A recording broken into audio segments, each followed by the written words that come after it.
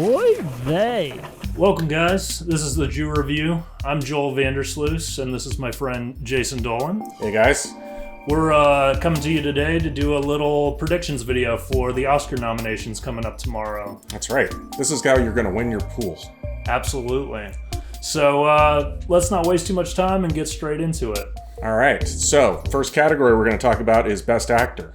All right. The nominees are Antonio Banderas for Pain and Glory, Leonardo DiCaprio for Once Upon a Time in Hollywood, Adam Driver for Marriage Story, Joaquin Phoenix for Joker, and Jonathan Pryce for The Two Popes. All right. So Jason, what performance do you want to win, first of all?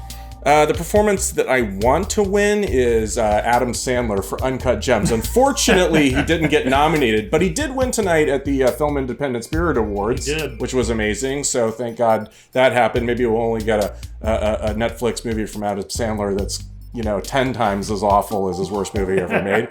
But out of these nominated performances, it's Joaquin Phoenix. I mean, I love Adam Driver, but he's got a million more stories in him. He definitely made a million movies this year. Actually, he didn't make them this year, but he can't predict. He's not in charge of when they get released.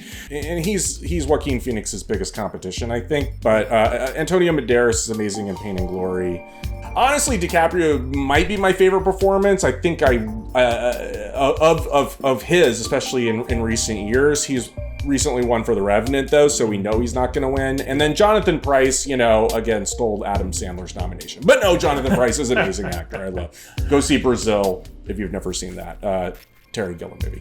But yeah, Joaquin Phoenix, the Joker. I mean, how about yourself? I mean, I would have to say, I think Joaquin, he's earned this Oscar, after so many years of giving wonderful performances and never quite, getting the recognition he quite deserves. I mean, it goes all the way back to Gladiator, his first nomination for supporting actor, Walk the Line, and I think he got nominated for The Master as well. I know he has 3 nominations, but I believe he did. He's one of those actors that is just a legacy actor in this performance. He lost all the weight. He just did all the things you're supposed to do to win an Oscar, and he's going to get it. Yeah, I 100% agree with that. I think he's going to win, and I think he is the best choice this year by far.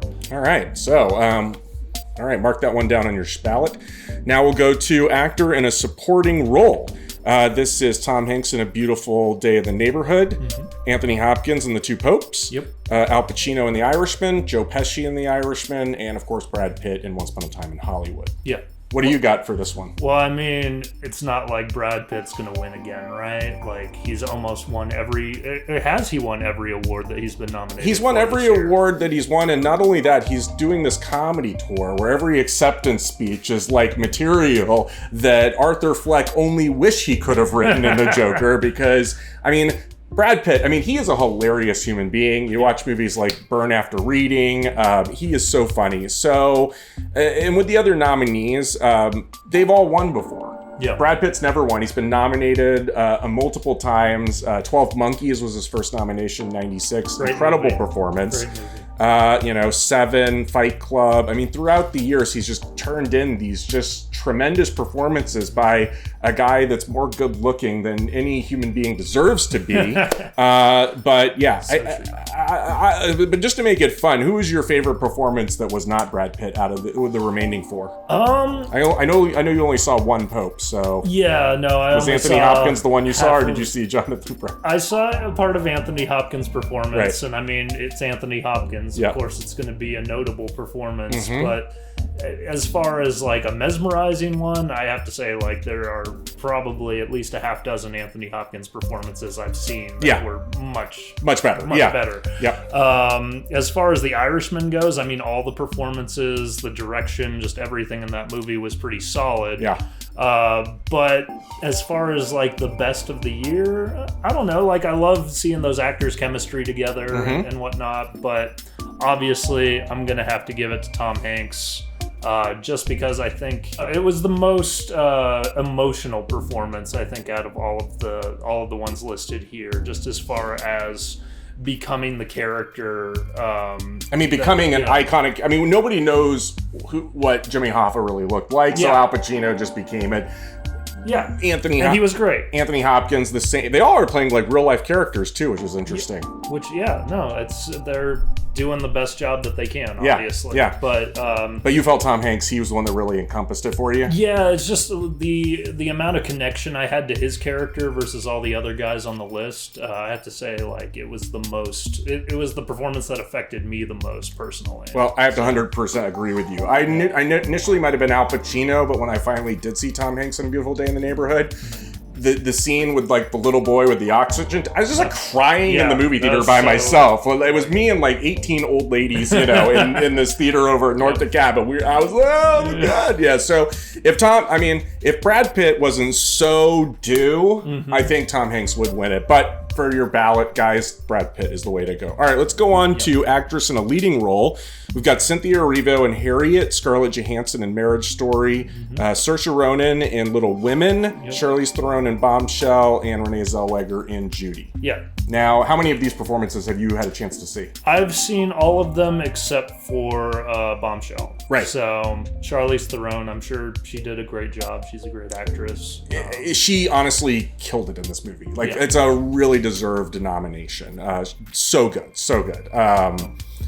I would say, Cynthia Erivo, movie like Harriet, which, didn't get a lot of play. And I was, a little on the fence on it, but boy, she really did do just a tremendous job. She was so good.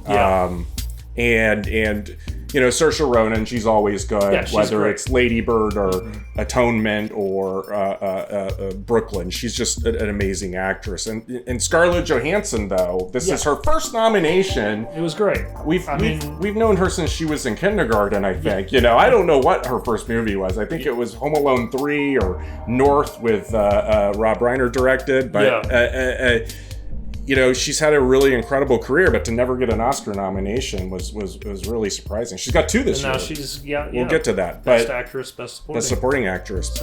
But it's Renee Zellweger. Of course. That's it. She's won everything. Yeah, it's a sweet. She won the Independent Spirit Award tonight. She's so good in this movie that she's winning any award show possible. And if you haven't seen this movie, you just have to sit down and rent it on Amazon Prime or Google Play now. And it's a great character study film. I would say the film itself, has some structural issues just as far as a film goes. It's tough to do an entire person's life. Yeah. And this is her as like a little kid that she obviously, they don't do the Irishman thing here. They don't de-age Renee Zellweger to play a 13-year-old. Thank God. Yes. But it's sort of her in the final kind of years of her life in this last tour. But Renee Zellweger sings all the songs. Yeah, no, it was very emotional. And she looks like Judy Davis. Yeah. Judy Garland. Judy Garland, I'm sorry. Yeah. Yes.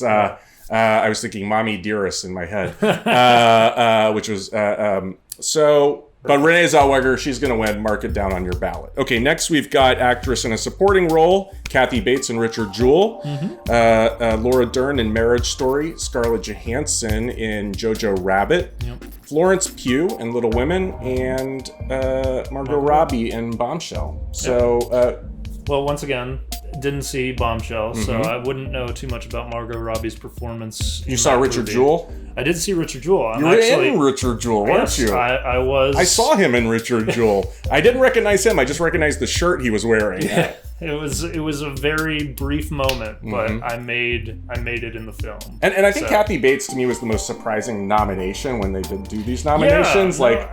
She was good, but she wasn't a very prominent part of the film. But it is supporting actress. But when I finally watched this, it was literally, I think, the second to last movie I had to watch to see everything this year. And I really did think she did an amazing job. But, she's won before, so she's not going to get it this year. Probably not. Margot Robbie, great in Bombshell, but, I think she's got a couple more roles in her before she's going to really get that Oscar. I think this isn't what she did in I, Tonya, so I think she's going to get it for something like I, Tonya. Florence Pugh, again, another actress who had Fighting with My Family this year, Midsommar, and Little Women. She's got Black Widow coming out with Scarlett Johansson. Yep. I mean, just burst onto the scene. Yep. But I don't think she's going to get it either.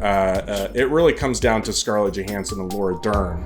Yeah, I would say Scarlett Johansson, much like Pew, Florence. pew, pew, pew. Much like Florence Pugh, like... We're kind of sitting on a pew. A little bit. It's a very comfortable pew. Exactly. Yeah, they don't have these in church. No. She had so much heart in this movie. I just really loved what she did. But it doesn't matter because Laura Dern's going to win this Oscar. She's been around since Wild at Heart with Nicolas Cage, Jurassic Park. Yep. She's a legend in the business, daughter of Bruce Dern. Yep. There's no way she's not winning. She was obviously the best performance by far. Yeah, and incredible in that movie. Yeah. And just a movie that is all about acting.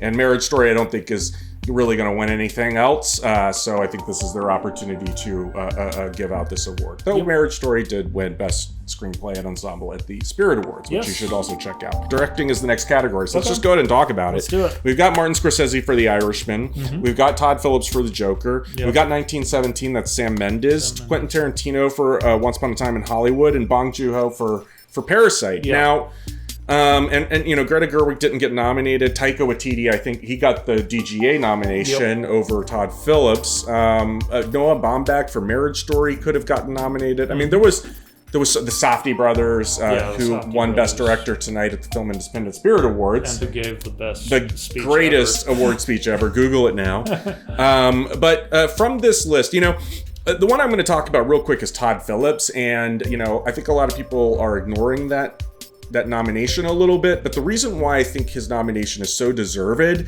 is because he directed Joaquin Phoenix's performance in this movie. I always think an actor's performance is a combination of the actor, the director, and the editor. Yeah. That's how you get the best performance of the year. Absolutely. So I don't think Todd Phillips is winning. Nobody does, but he's definitely deserving of the nomination just for that performance. One of the greatest performances we've ever seen. Absolutely. He created an environment where Joaquin could shine as much as he did. Yeah. And that was something that I would have never expected to see out of Todd Phillips. No.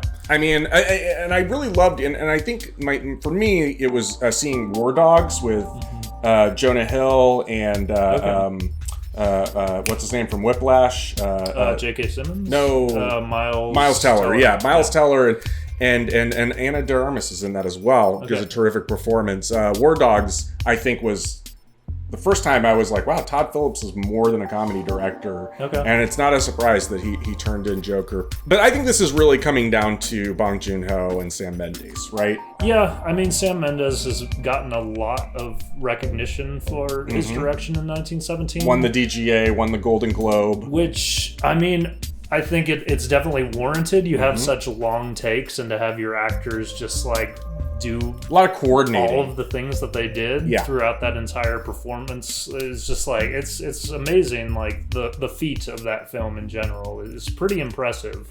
However, I mean, the performances weren't anywhere as notable as Parasite actors. So, obviously, and I think Bong Joon-ho. And I think creating like a film that's just such an international sensation among that transcends language. Absolutely. This really did do an amazing job. I would say between Bong Joon-ho and Sam Mendes, it's a coin flip on your ballot. You can go with your heart. I would have to agree with you that I would say Bong Joon-ho is who deserves to win. But Sam Mendes is probably who's going to win.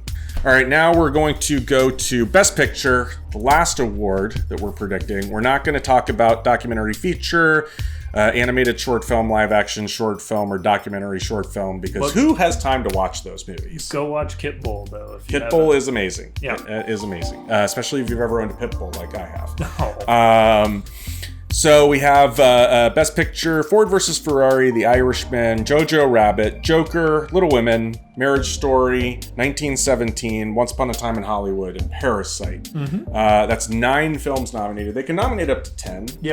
Knives Out did get the 10th nomination for the PGA Awards. Oh, that's right. That's right. And at the PGA Awards, 1917 won. 1917 won at the Golden Globes. It won many other awards. It's really been 1917, Once Upon a Time in Hollywood, and Parasite are the 3 films that have won multiple awards in other places. These are all great films. I do think it comes down to those 3. Yeah. Honestly, like, it might be one of those weird years where we get a surprise, but if I had to pick, I would probably pick Parasite, just because of all the different elements that came together so well between visual storytelling, the set design, the acting, just like all of these things came together to create an international phenomenon. Yep. And I think that worldwide, it's like the most recognized film on the list. Yeah. And I think that they've all been really successful, though. I would say from a financial standpoint, I don't know what the box office are, but they've all made over $100 million. Yep. Parasite's done very, very well in the United States and everywhere else in the world. 1917 has been number 1 at the box office every week until until Bad Boys 3 and Birds of Prey this weekend. And then Once Upon a Time in Hollywood, another, I think, $300 million it made worldwide. Yep. So a lot of recognition with all of these films. I would vote for Once Upon a Time in Hollywood myself. I think that it was the most original of all of the movies. Fair enough. This year. I loved it. I love acting. I think it really took the craft of filmmaking, editing, cinematography, production design, costumes. I mean, it really did. And it did something that we just don't ever get to see. Yeah. And it's a love letter to old Hollywood. And Parasite is obviously upstairs, downstairs. It's the 1% versus everybody else. Yep. And then 1917 is just war. When innocent young people are just thrown into old people want. Handling, some old people that just can't get along and that need to start a world war. Yep. It's crazy. Old people. But it's a beautiful film. Obviously, like, Birdman and The Revenant and Gravity. Very stylized. A lot of times, maybe I could see a split where, like, Mendes gets director and Parasite gets Best Picture, or Bong Joon-ho gets Best Director, and 1917 gets Best Picture. It's a tough year, It's a toss-up. I definitely think as good as 1917's direction and execution was, like, it doesn't deserve Best Picture, obviously. Yeah. At the end of 1917, I kind of came out of it. I didn't feel like my soul was changed. I just felt like, that was a really incredibly well shot movie. Yeah. Experience. It was like a theme park ride. Speaking of, like, Martin Scorsese's obsession with comic book theme park movies. Yep. He called Hitchcock movies theme park rides. So come on, it is a theme park ride. This film. It is a theme park ride. So that for that reason alone, Once Upon a Time in Hollywood, I just think encompasses more of the crafts. Yes. And again, it just, this world that we live in sometimes, our imaginations are how we escape reality. And there's some horrible things that have happened in history. And Tarantino, he just asks questions that we never think to ask. And I just think that's brilliant. Yeah. And he's never won Best Picture. Pulp Fiction never won. Inglourious Bastards didn't win. Django Unchained didn't win. It could have, all 3 of those films could have and should have won Best Picture the years they were nominated, in my opinion. 94 was a tough year, but Pulp Fiction was just such a revelation. It's the year I came out. Oh yeah, wow, look at that. It's the year I almost was able to drink. But that's the year of Forrest Gump. That was the year of Forrest Gump. Shawshank Redemption, obviously one of the greatest films ever Lion made. King.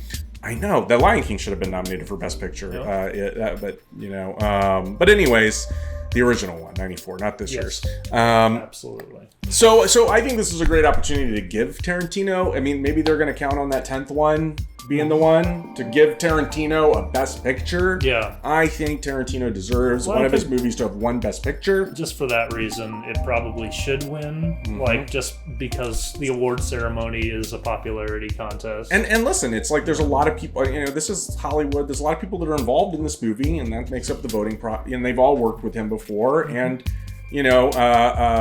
so I still think Once Upon a Time in Hollywood has a really good shot at winning. Yeah. But I would definitely say it's in 3rd position behind Parasite in 1917. As far as films that affected me personally, I would choose Marriage Story. Just because I think that it's the most important film that came out on this list. I agree. But no Best Director nomination makes it really... I mean, it's really rare for a movie to win Best Picture when the director didn't get nominated. The only two times I can even think of in recent history are Argo and Driving Miss Daisy. Parasite, though, is another movie where I just, you just really kind of come out... It looks similar to Joker.